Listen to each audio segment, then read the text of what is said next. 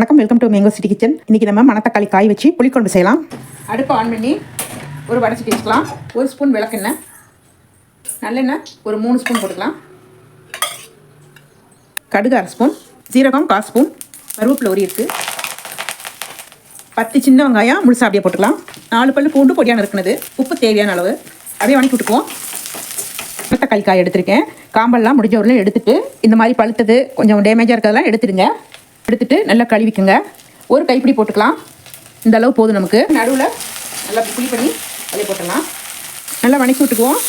வெடிக்கும், கொஞ்சம் கவனமாக செய்யுங்க. பாருங்கள், காய் வெடிக்குது.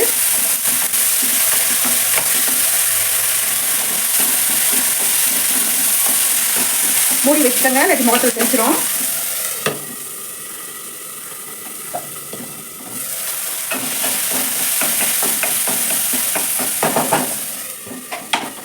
நல்லா புரிஞ்சிச்சு. பெரிய தக்காளி பொடியான இருக்கணும் போட்டு நல்லா கலந்து விடுவோம். அதுக்கு சிம் பண்ணிக்கோங்க. இதில் 1 ஸ்பூன் மிளகாத்தூள், நல்ல நிறக்க வீட்டு மிளகாத்தூள். இது 1.5 ஸ்பூன் மல்லித்தூள், 1/4 ஸ்பூனுக்கும் குறைவாக மஞ்சத்தூள். நல்லா வணக்கி விட்டுக்குவோம். கொஞ்சம் தண்ணி ஊற்றிக்குவோம். நல்லா மூடி போட்டு எல்லாம் தொக்கு பார்த்துக்கு வேகட்டும். வேகக்குள்ளாட்டியும் பெரிய நெல்லிக்காய் அளவு புளி எடுத்திருக்கேன். இதை நல்லா கரைச்சிட்டு வந்துடுறேன். திறந்து பார்க்கலாம். பூண்டு வெங்காயம் எல்லாமே நல்லா வெந்துருச்சு. இப்போ நம்ம கரைச்சி வச்சுருந்த புளியை ஊற்றிக்கலாம். நல்லா கலந்து விட்டு கொதிக்கட்டும். புளியோடைய பச்சை வாசனையெல்லாம் போகட்டும். இது நல்லா கொதிக்கக்குள்ளாட்டியும் சின்ன தேங்காய் 1/2 மூடி எடுத்து கட் பண்ணி வச்சுருக்கேன். இதை நல்லா மையாக அரைச்சி பால் எடுத்துகிட்டு வந்துடுறேன். பாலை எடுத்து போட்டுக்கிட்டோம்னா நல்ல டேஸ்ட்டாக இருக்கும். திறக்கலாம். நல்லா கொதித்து புளியோடைய பச்சை வாசனையெல்லாம் போய் ரெடி ஆகிடுச்சு. இப்போ நம்ம தேங்காய் பால் ஊற்றிக்கலாம்.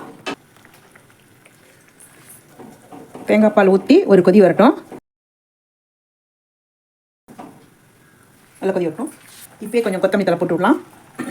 எப்போதுமே சமையல் பண்ணும்போது பாதியிலே கொத்தமல்லி தழை போடுங்க, பிறகு லாஸ்ட்டாகவும் போடுங்க. அது ஒரு டேஸ்ட்டாக நல்லாயிருக்கும். நல்லா கொதித்து ரெடி ஆகிடுச்சு. இப்போ மேலே கொத்தமல்லி தழை போட்டுக்கலாம்.